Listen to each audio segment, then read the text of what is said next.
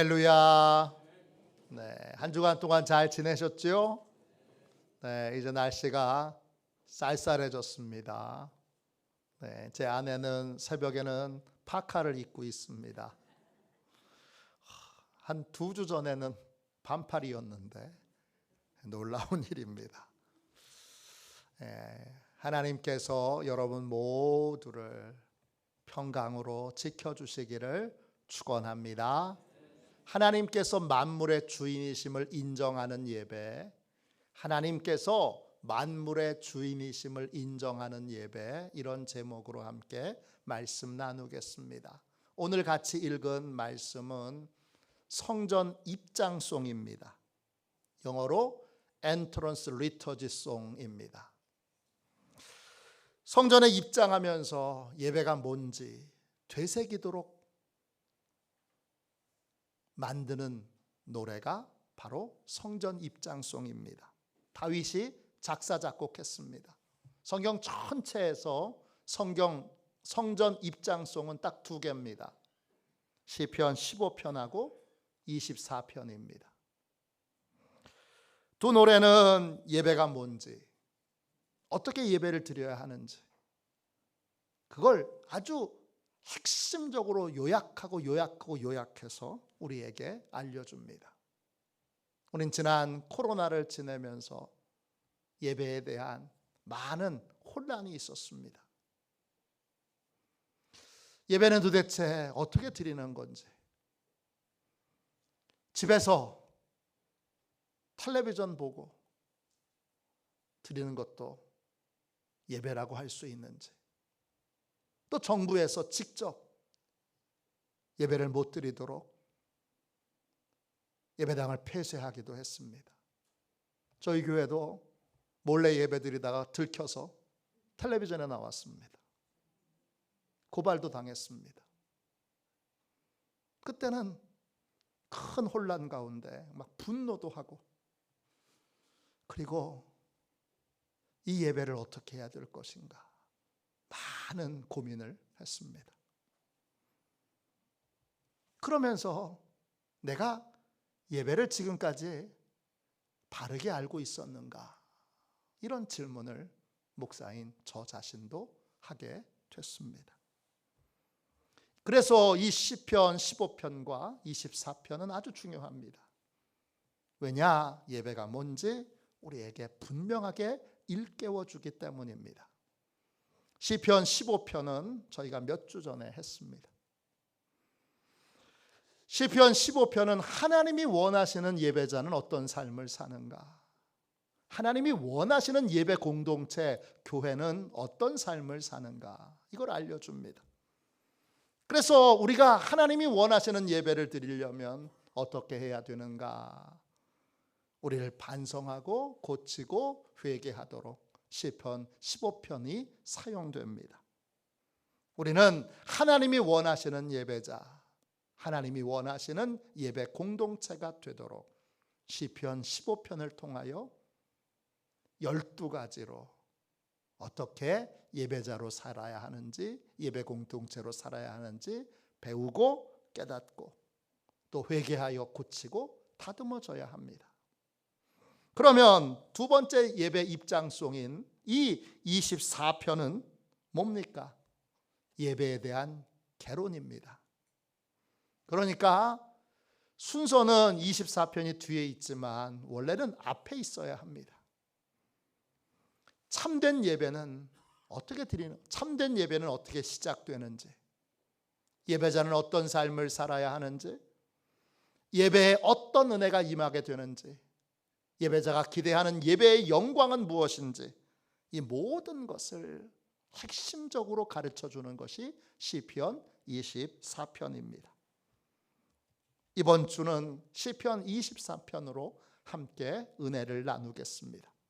오늘 1절 2절의 말씀을 같이 나누고 내일 새벽, 월요일 새벽부터 목요일 새벽까지 새벽 기도 때 24편의 다른 내용들을 함께 나누도록 하겠습니다.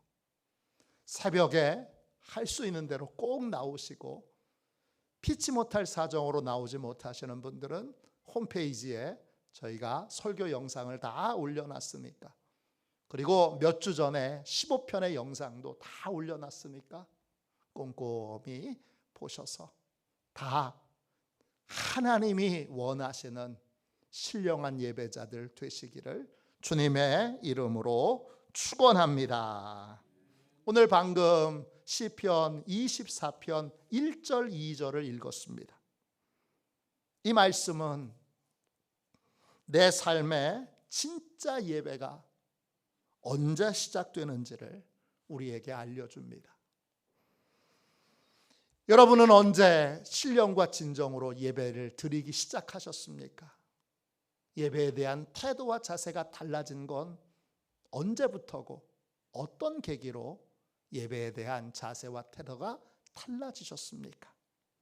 신령한 예배를 드리려면 여러분, 예배가 아닌 것이 무엇인지를 아셔야 합니다. 우리는 지금까지, 목사인 저도 예배 시간에, 예배 장소에 머물러 있으면 다 예배를 드린 것으로 생각했습니다. 그러나 여러분, 정직하게 살펴보시면 예배 시간에 예배당 안에 머물러 있다고 해서 다 무조건 예배를 드린 것은 아닙니다. 어느 목사님이 기독교 대학 채플에 설교하러 갔습니다.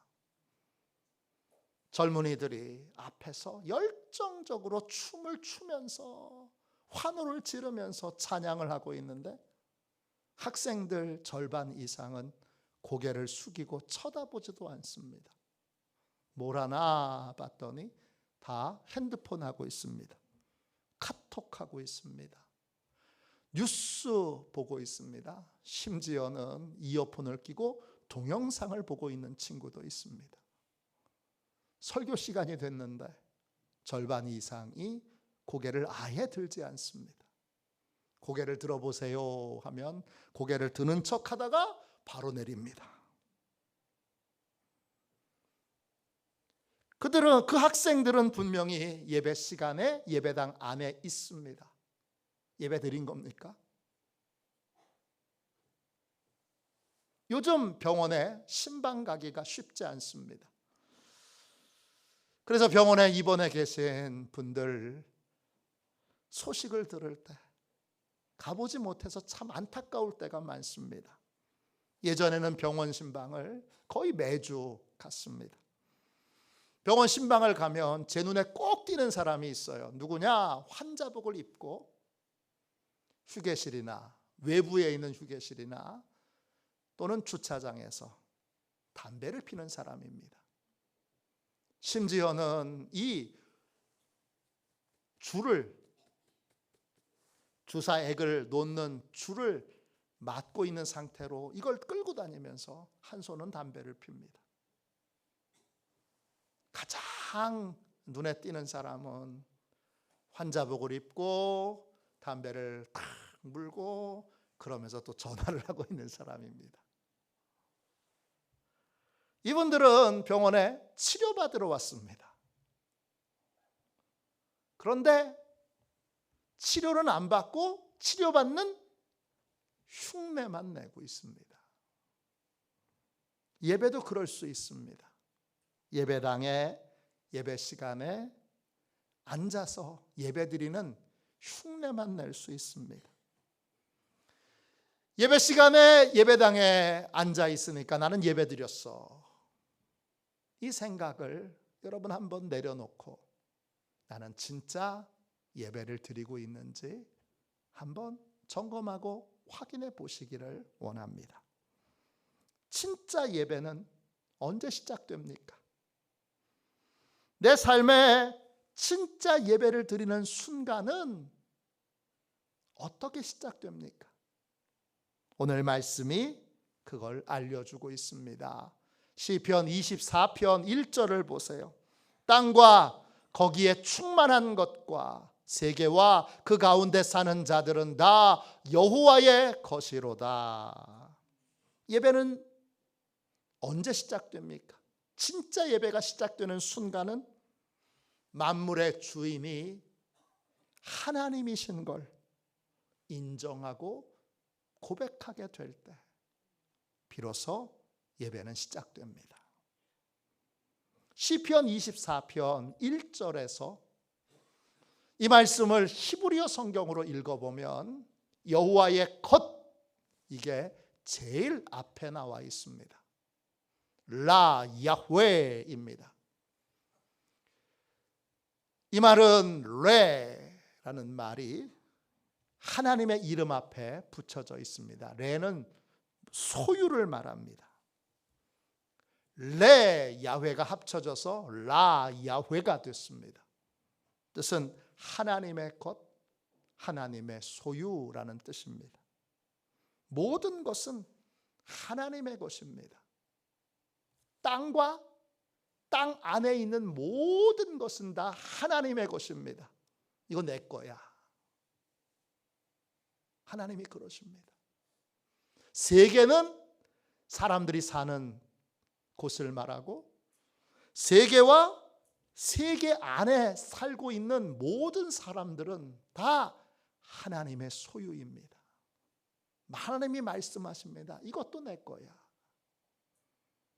나도 하나님의 것이고, 우리 가정도 하나님의 것이고, 우리 교회도 하나님의 것이고, 우리 마을도 하나님의 것이고, 이 나라와 이 민족도 다 하나님이 주인이십니다. 다 하나님의 소유입니다. 진정한 예배는 이것을 인정하는 순간에 비로소 시작됩니다. 어떤 상황에서도 흔들림이 없이 하나님이 모든 것의 주인이심을 인정하고 고백하게 될 때 우리는 비로소 참된 예배자가 됩니다. 혼란스러운 상황 속에서도, 분노가 치밀어 오를 때도, 모든 것이 불안하고 두려울 때도 언제나 변함없이 모든 것의 주인이 하나님이심을 인정하고 고백하고, 하나님이 주인 노릇을 잘 하고 계시는 걸 인정하고 믿게 될 때 비로소 우리는 예배자가 됩니다. 2절 말씀 보세요. 여호와께서 그 터를 바다 위에 세우시며 강들 위에 건설하셨도다. 하나님이 땅과 세계의 기초를 여러분 든든한 반석 위에 세우지 않으시고 바다 위에 세우십니다. 강 위에 세우십니다. 도대체 그 계속 요동하는 바다 위에, 계속 흘러내리는 강 위에 어떻게 세계의 기초를 든든하게 세우실 수 있습니까? 강과 바다는 혼돈의 상징입니다. 하나님께서 불완전한 혼돈 위에 튼튼하고 견고한 땅과 세계를 붙들고 계십니다. 세우고 계십니다. 인간의 지혜로는 도저히 도달할 수 없는 하나님의 지혜와 능력의 세계가 이것입니다. 하나님께서 모든 것이 뒤죽박죽 되어 있는 상황에서 어떻게 저런 것들이 지도자야? 말도 안 되는 짓을 하는 인간들이 지도자로 있는 순간에도 또 큰 비리를 저지르고 큰 도둑질을 저지르는 자들이 지도자 행세를 하는 순간에도 우리는 변함없이 한결같이 그 혼돈의 상황 가운데 여전히 하나님이 주인이신 것을, 선하신 하나님이 여전히 변함없이 세상을 성실하고 진실하고 선하게 통치하고 계시는 것을 인정하고 고백하고 하나님이 주인이신 것에 눈을 떠야 합니다. 이것이 예배가 시작되는 순간입니다. 참된 예배는 여기에서 시작됩니다. 세상의 모든 공의가 다 무너진 것 같은 그 순간에도 불안해하거나 걱정하거나 두려워하지 않고 선하신 하나님이 변함없이 세상을 다스리고 계심을, 붙들고 계심을 인정해야 합니다.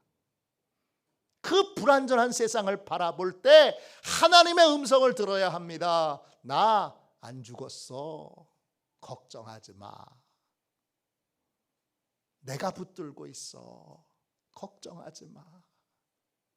그 음성을 듣고, 맞아, 하나님이 다스리고 계시지, 하나님이 주인이시지, 하나님이 주인 노릇 잘하고 계시지, 이것에 눈이 열리는 것이 바로 예배가 시작되는 순간입니다. 엘리야 때에 아합과 이세벨이 악한 왕과 왕비로 하나님의 모든 공의를 다 무너뜨리고 세상을 엉망진창으로 만들 때에, 그때도 변함없이 하나님께서 온 세상의 주인으로 선하게 이 모든 것을 다스리고 계심을 믿고 인정하고 고백해야 합니다. 그럴 때 진짜 예배가 시작되는 것입니다. 북한 땅을 볼 때 3대가 세습을 했고 심지어는 4대째 세습을 하기 위해 시도하고 있는 저 끔찍한 땅에도 김정은이 주인이 아니고 신실하신 하나님이 주인이신 것을 인정하고 고백하는 것, 거기에서부터 예배는 시작됩니다.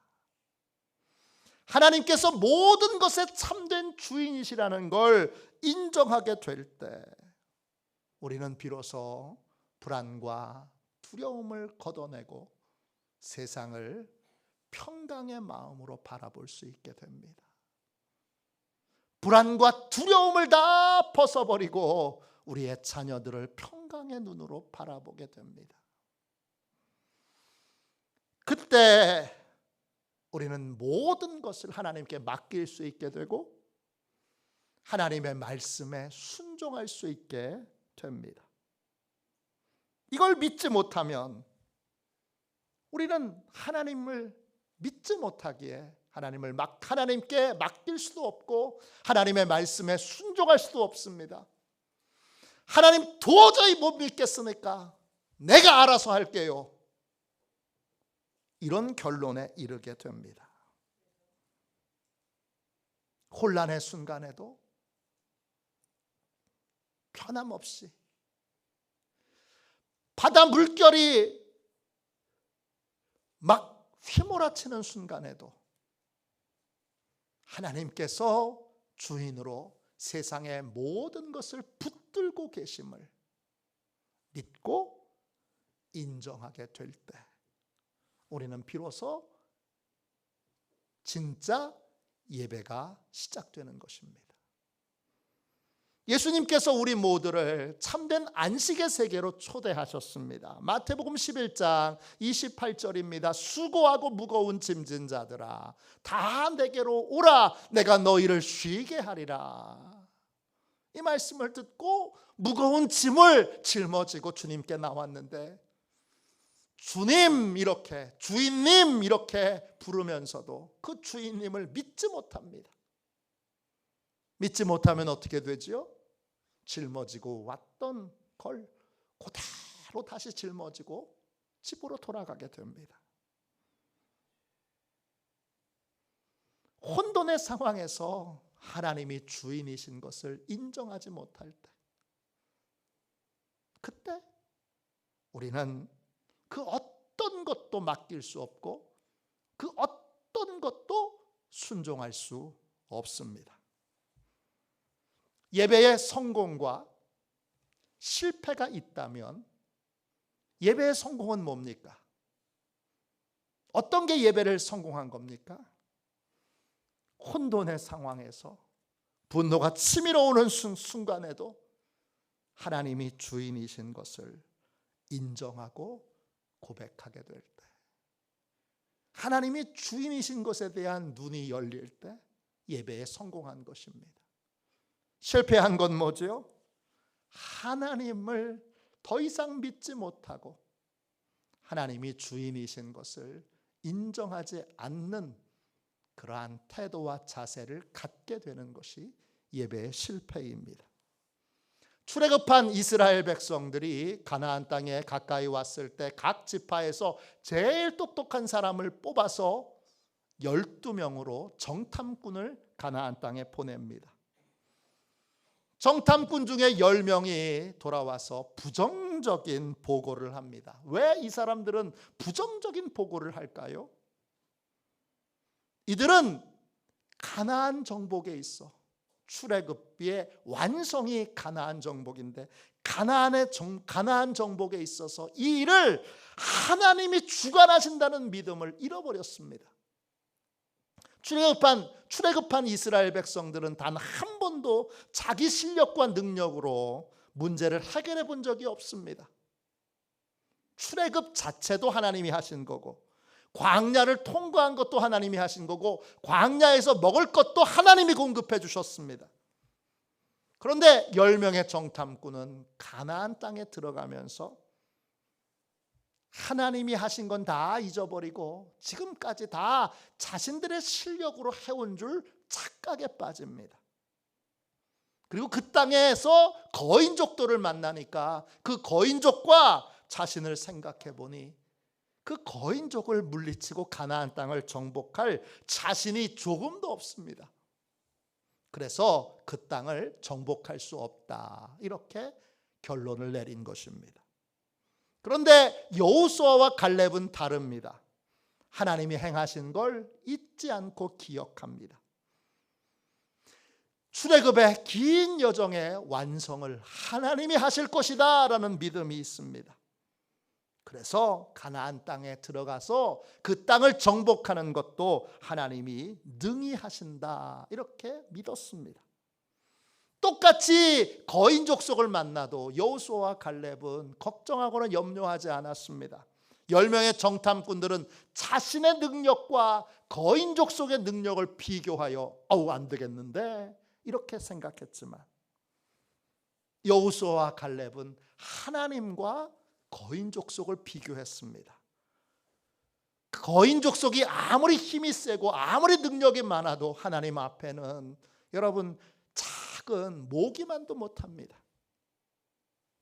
하나님이 얼마든지 꺾고 가나안 땅에 우리를, 이스라엘 백성들을, 하나님의 백성들을 들어가게 하실 것이라는 믿음이 여호수아와 갈렙에게 충만합니다. 이것이 예배자의 마음입니다. 예배에 실패한 사람은 하나님이 하시는 일을 못 믿겠으니까 하나님의 일을 자기 생각과 자기 노력으로 보충하려고 합니다.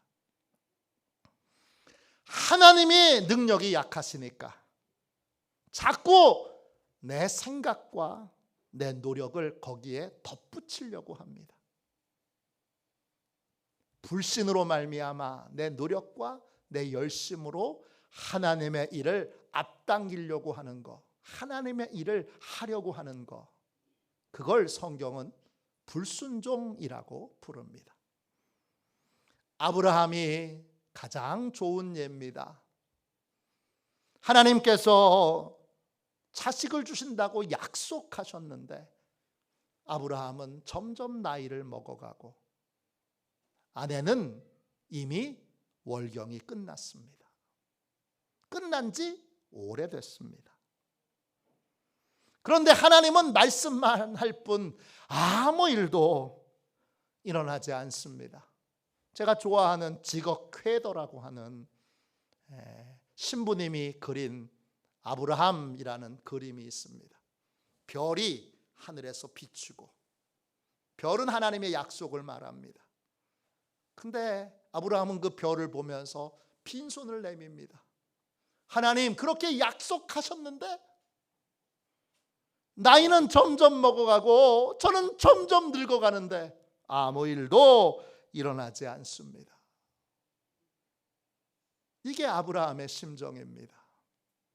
아브라함은 하나님의 약속의 가능성을 높이기 위하여 하나님이 분명히 사라를 통해서 자식을 주겠다고 약속하셨음에도 불구하고 다른 방법으로 자식을 얻으려고 합니다. 그래서 하갈을 첩으로 얻어서 그 사이에서 이스마엘을 낳습니다. 하나님의 약속이 이루어지도록 도저히 이루어질 것 같지 않으니까 하나님의 약속이 이루어지도록 하나님의 계획에 자기의 생각과 자기의 방법을 덧붙입니다. 이걸 성경은 불순종이라고 부르고, 아브라함은 불순종을 저지르고 나서 이삭이 태어나자 하갈과 이스마엘을 자기 집에서 쫓아내야 하는 아프고 괴롭고 슬픈 일을 겪어야 했습니다. 하나님께서 모든 것의 주인이시라고 믿는 사람은 하나님의 일에 가능성을 높이기 위해 자기의 수고와 노력을 덧붙이지 않습니다. 다윗이 골리앗과 싸우러 나갈 때 사울 왕이 자신이 입고 있던 갑옷을 다윗에게 입힙니다. 명품 갑옷이죠. 왕이 입는 갑옷인데, 그런데 다윗은 품질이 좋은 이 왕의 갑옷을 입지 않습니다. 왜냐? 하나님이 말씀하신 것만 믿고 하나님의 약속만 붙들고 그는 다른 어떤 것도 첨가하지 않습니다.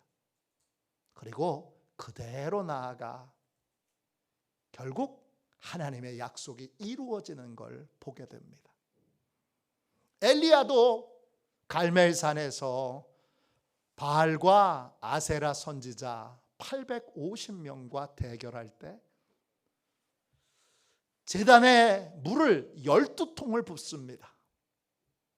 하늘에서 불이 떨어지도록 기도하는데 물을 12통이나 붓습니다. 불이 붙으려면 장작은 마르면 마를수록 좋습니다. 그런데 엘리야는 모든 인간적인 노력과 수단을 포기합니다. 포기할 뿐만 아니라 그 가능성을 낮춥니다. 왜냐? 하나님의 초월성을 믿기 때문입니다. 인간의 모든 수고와 노력을 다 거절하고 아무리 가능성이 낮아도 하나님께서 모든 것을 초월하여 반드시 제단에 불을 붙이실 것을 믿었기 때문입니다. 이게 예배입니다. 하나님의 초월성을 믿었던 이 엘리야가 갈멜산에서 승리하고 나서 갑자기 영적 침체에 빠집니다. 이유가 뭡니까? 자신의 문제 앞에서 하나님의 초월성을 믿고 의지하던 이 엘리야가 하나님의 초월성을 믿지 못하고 하나님이 주인이시고 하나님께서 해결하신다는 믿음을 잃어버리고 자신의 힘과 노력으로 문제를 해결하려고 들 때 그는 금방 영적 침체에 빠지게 됩니다. 참된 예배는 혼란스러운 순간에, 분노가 치밀어 오르는 순간에, 답답하고 괴로운 순간에 하나님께서 모든 것의 주인이심을 다시 인정하고 고백하는 것으로 시작됩니다. 나는 너무나 불안한 상황이지만 하나님은 변함없이 신실하게 주인 노릇을 하고 계십니다. 걱정하지 마. 내가 살아있어. 내가 주인이야. 자녀를 볼 때 너무 불안하지만 하나님이 말씀하십니다. 걱정하지 마. 내가 돌봐줄 거야. 기업이 점점점 어렵고 교회도 점점점 어려워서 불안하고 두려울 때 하나님이 말씀하십니다. 걱정하지 마. 이 교회 내가 주인이야. 나 안 죽었어. 너 자꾸 나 죽은 존재로 취급할래? 그렇게 말씀하십니다. 그게 예배입니다. 하나님을 믿고 신뢰하게 되어 모든 것을 하나님께 맡기고 하나님이 주인 노릇하신다는 믿음 아래 모든 것에 대한 불안과 걱정과 염려와 두려움을 하나님께 다 맡기고 인생도 맡기고 하나님이 다 책임지시고 해결해 주실 줄로 믿고 하나님이 말씀하신 것에 순종하는 삶을 사는 것이 바로 예배입니다. 어느 인천에 있는 어느 교회 장로님의 이야기입니다. 이 장로님의 이야기를 듣고 제가 큰 감동을 받았습니다. 이 장로님은 이런 믿음을 가지고 계세요. 내가 하나님의 일을 열심히 하면 내 일은 하나님께서 해결해 주신다. 이런 믿음으로 장로님은 주일 새벽부터 저녁까지 하나님의 일에 충성을 다합니다. 그 교회는 새벽 기도 때 성가대가 있는데 주일 성가대를 참여하여 주일을 시작합니다. 오전에는 고등부 부장입니다. 그래서 부장으로 학생들과 함께 예배드리고 또 학생들에게 복음을 전하고 점심 먹고 나면 전도팀에 들어가서 오후 전도대로 나아가서 복음을 전하고 저녁 때는 저녁 예배를 드리면서 예루살렘 성가대에 참여합니다. 하루 종일 새벽부터 저녁까지 교회에서 하나님의 일을 하는 이 장로님은 전기기술사 시험을 준비하고 있었습니다. 전기기술사는 전기와 관련되어 있는 시험 중에 최고 높은 과정을 의미합니다. 당시 전기기술사 시험을 보면 합격률이 2%에서 3% 됩니다. 100명이 시험 보면 두세 명이 합격할까 말까 합니다. 사람들이 전심전력을 다 기울여서 시험을 준비해도 합격하기가 쉽지 않습니다. 그런데 이 장로님은 주중에는 직장 생활하고 그리고 주일에는 새벽부터 저녁까지 시험을 준비하면서도 교회 봉사를 조금도 줄이지 않습니다. 공부할 시간은 주중에 또 수요일 저녁 예배 드려야죠. 금요일 철야기도 나와야죠. 또 빼먹고 주중에 단 며칠만이 공부할 수 있는 시간입니다. 그래도 조금도 하나님의 일을 하나님께 드리는 예배를 줄이지 않습니다. 왜냐? 내가 하나님의 일을 하면 하나님이 내 일을 해결해 주신다. 이 믿음을 갖고 삶을 살고 있기 때문입니다. 시험을 봤습니다. 결과가 어떻게 됐을까요?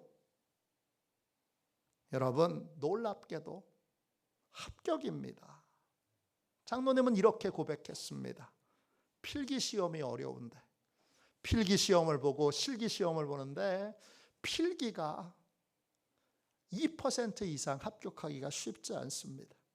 필기시험이 어려운데 하나님께서 지혜를 주시고 은혜 주셔서 제가 공부한 곳에서 문제가 거의 다 나왔습니다. 그래서 어렵지 않게 시험에 통과할 수 있었습니다. 모두 다 하나님의 은혜입니다. 이렇게 고백합니다. 이게 예배자의 삶입니다. 어느 권사님이 고백합니다. 이분은 사진작가입니다. 사진과 관련되어 있는 행사는 거의 주일에 있습니다. 이분은 사진관을 열면서 주일에는 문을 닫기로 결단합니다. 처음에는 어려움이 있었습니다. 그런데 조금 지나자 하나님이 주중에 많은 일들을 만나게 해주시고 또 토요일에 열리는 교회 결혼식에 계속 연결시켜 주셔서 이분도 인천에서 인천에 있는 교회에서 섬기고 있는데 이분도 인천에 있는 모든 대부분의 교회 결혼식에 사진을 찍게 됩니다. 그 결과 주일에 일하지 않아도 가게 문을 닫아도 얼마든지 사진관을 잘 운영할 수 있게 됐습니다. 하나님이 주인이신 것을 인정하게 되면 기쁨으로 하나님의 방법에 순종하게 되고 기쁨으로 하나님께 모든 것을 맡기게 됩니다. 그러면 하나님이 해결해 주시는 은혜, 하나님이 복 주시는 은혜를 체험할 수 있게 됩니다. 파리마 리브라고 하는 분이 쓰신 책 믿음이란, 이 책에 믿음을 이렇게 정의했습니다. 믿음이란 내가 지금 가시밭길을 걸어가도 나를 향한 그분의 헤아릴 수 없는 사랑을 알기 때문에 하늘의 가장 깊은 기쁨에 참여하는 것이다. 참된 예배자는 하나님이 주인이신 걸 고백합니다. 그래서 혼란스러운 상황에도 평강을 빼앗기지 않습니다. 하나님이 주무시나? 하나님이 안 계신가? 하나님이 주인으로 다 책임져 주고 계시지. 바다 위에, 강 위에 땅의 기초를 세우시는 하나님께서 신실하신 은혜와 섭리로 우리의 삶의 모든 것을 지키고 보호하고 계십니다. 이 사실을 믿게 되면 우리는 참되신 하나님의 신실하심을 믿기에 우리의 인생을 온전히 맡길 수 있게 되고 하나님의 인도함을 따라 순종하는 삶을 살게 됩니다. 이게 참된 예배가 시작되는 순간입니다. 여러분의 인생에 언제 예배가 시작되었습니까? 지금 하나님이 주인이신 것을 믿고 모든 것에 대하여 불안하고 걱정되고 염려되는 마음을 다 하나님 앞에 맡기고 안심하고 평안한 마음을 품고 삶을 살고 계십니까? 그렇지 않으면 하나님 도저히 못 믿겠어, 내가 해야지, 이런 생각으로 삶을 살고 계십니까? 하나님께서 모든 것의 주인이심을 인정하고 불안과 걱정을 내려놓으십시오. 남편에 대한 걱정 하나님께 맡기십시오. 하나님이 남편 돌보십니다. 아내에 대한 걱정, 자녀에 대한 걱정, 손주에 대한 걱정, 또 미래에 대한 걱정, 직장에 대한 걱정 다 내려놓으십시오. 모든 것의 주인이 하나님이신 걸 인정하십시오. 그리고 하나님만을 온전히 신뢰하기로, 믿고 신뢰하고 따르기로 결단하십시오. 참된 예배는 이 결단의 순간에 시작됩니다. 하나님을 온전히 믿고 하나님께 모든 걸 맡기고 하나님의 방법에 온전히 순종하는 저와 여러분이 되시기를 주님의 이름으로 축원합니다. 이 시간 우리 함께 찬양하도록 하겠습니다.